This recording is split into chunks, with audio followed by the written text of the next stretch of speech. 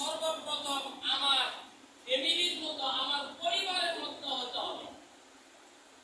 আর আমার ফ্যামিলি, আমার পরিবার যদি ঠিক হয়ে যায়, তাহলে অপরকে আমি যদি সৎ কাজের আদেশ করি তাহলে তারা মানবে। কথা ঠিক কিনা?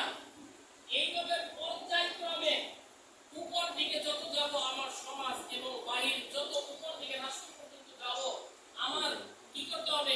আগে নিজে ঠিক, আমার পরিবার ঠিক, আমার সমাজ ঠিক। এইভাবে যত আগে যাব, তাহলে সৎ কাজের আদেশ আমি 100 থেকে 100% করার চেষ্টা আমাদের থাকতে হবে।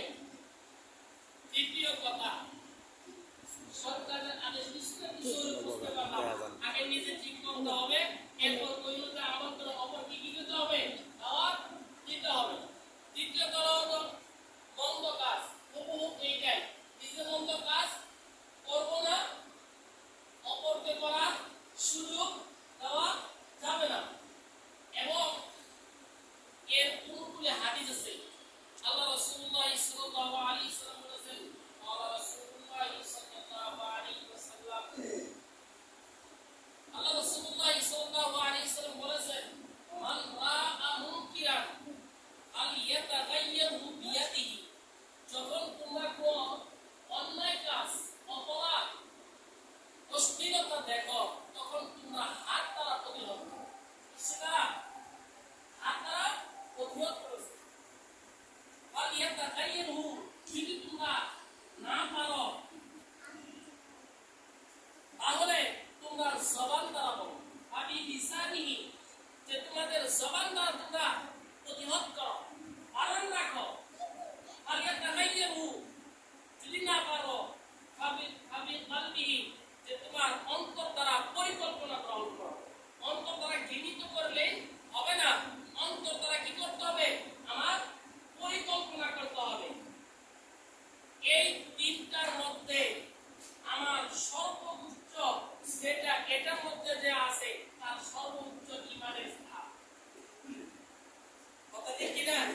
দ্বিতীয় হলো জবান দ্বারা যে মন্দ কাজকে বারণ রাখার চেষ্টা করে, তার দ্বিতীয় তবকার ইমান। যে অন্তর পরিকল্পনা, তৃতীয় তবকার ইমান। ফাদালিকা দাআফুল ইমান, যে তৃতীয় পর্যায়ে নিম্নমানের ইমান বলা হয়েছে। কোন মানের ইমান?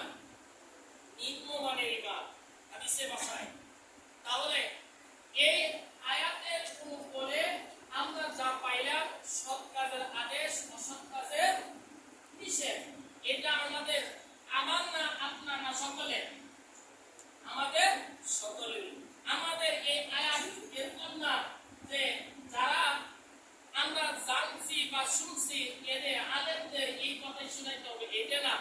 আমার আপনার সকলেরই নিজে আমল করতে হবে, ওই আমল অনুযায়ী মানুষকে দাওয়াত দিতে হবে, সৎ কাজের আদেশ করতে হবে, আর গর্হিত খারাপ মন্দ কাজগুলো থেকে বারণ নিজেও থাকবো, অপরকেও বারণ করতে হবে। এই হলো আমাদের এই আয়াতের উপরে আমাদের কথা।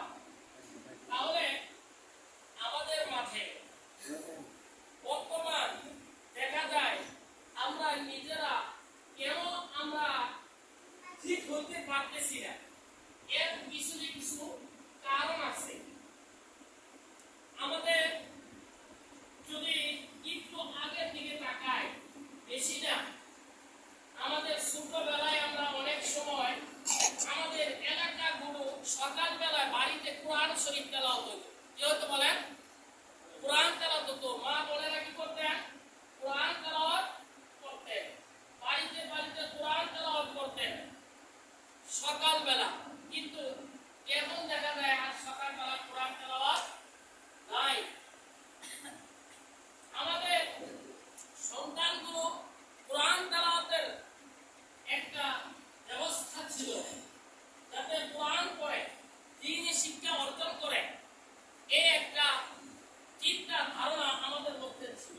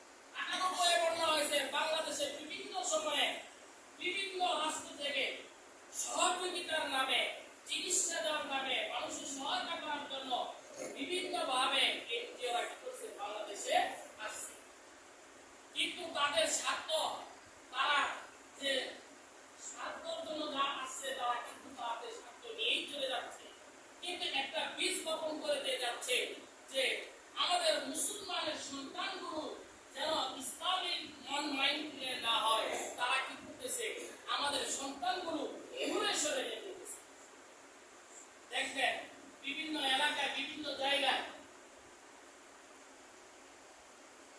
আমাদের সন্তানগুলোকে কোরআন থেকে বঞ্চিত করার জন্য পাক স্কুল বিভিন্ন সন্তানগুলো ছোট ছোট বাচ্চাদেরকে এরা বিভিন্ন সহায়তার মাধ্যমে কোরআন থেকে বঞ্চিত করার জন্য তারা নিয়ে